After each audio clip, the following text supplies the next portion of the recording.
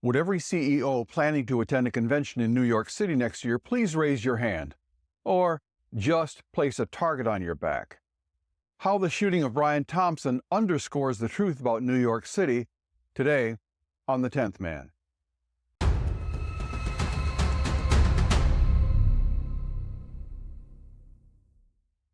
All across America, marketing and finance teams are deciding where to hold meetings and conventions in 2025.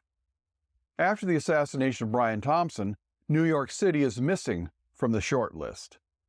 To protect themselves, businessmen are accepting that New York is a shooting gallery where they're the targets. The only logical response? Take their conventions elsewhere. New York City should be worried. Brian Thompson wasn't just another visitor, he was their bread and butter. But instead of addressing public safety, they'll just double down or triple down on gun laws. New York is proud of its extensive gun control measures.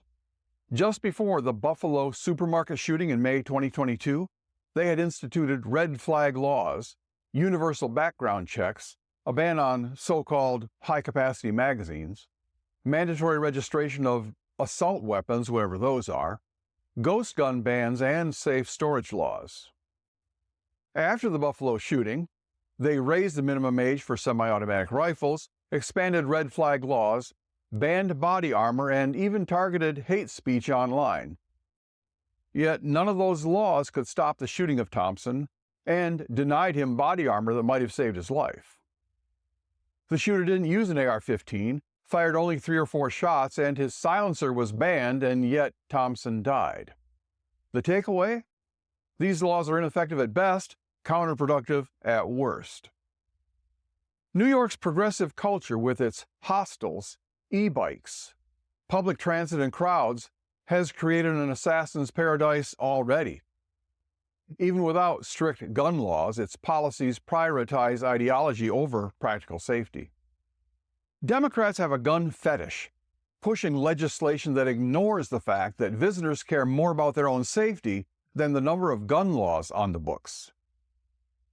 Here's the irony that is lost on the Gen Z liberals who dominate the city culture. They've inherited the richest time in history but still find reasons to lash out. Luigi Mangione, one of the most privileged of these whiners, killed a man who had worked his way up from the bottom. But society blames victims and coddles criminals, continuing a long New York tradition. Take Bernard Goetz, the subway shooter from 1984. Robbed repeatedly, Goetz defended himself against 4 attackers and ended up on trial for attempted murder. Or Eric Garner in 2014, who resisted arrest over 30 times and died in police custody while selling cigarettes.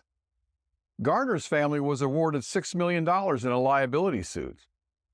Did these lottery winners use the award to pay his hospital bills? Or did taxpayers foot the bill? You know the answer. While the Garners of the world sell cancer sticks, insurance premiums and health care costs rise for everyone else.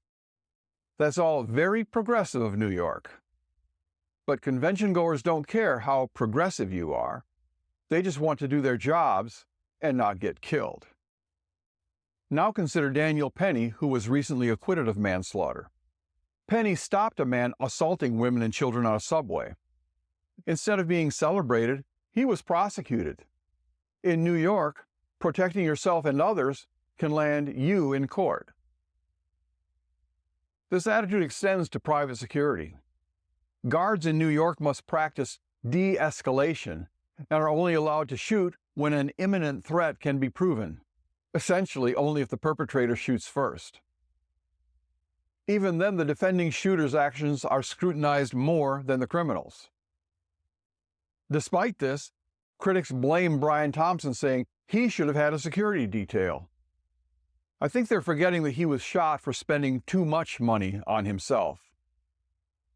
But private security in New York faces the same obstacles and legal risks as individual citizens. New York's laws require a city-specific gun permit and ban guns in most places. Just days before Thompson's murder, a TJ Maxx security guard was slashed in the face by a teenage girl over shoplifting. Guards aren't allowed to protect themselves, let alone others. Bodyguards in New York are required by law to de-escalate, to retreat if possible.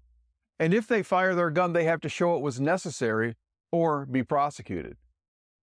If you think the outcry against Brian Thompson is intense with him as the victim, imagine what happens in a world where his security detail is standing over the body of a poor surfer boy with a back injury and a malfunctioning homemade weapon.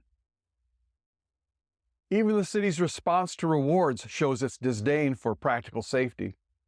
When a McDonald's employee in Pennsylvania reported Mangione and claimed the $60,000 reward, New York City initially and so far has refused to pay because he called 911 instead of the NYPD.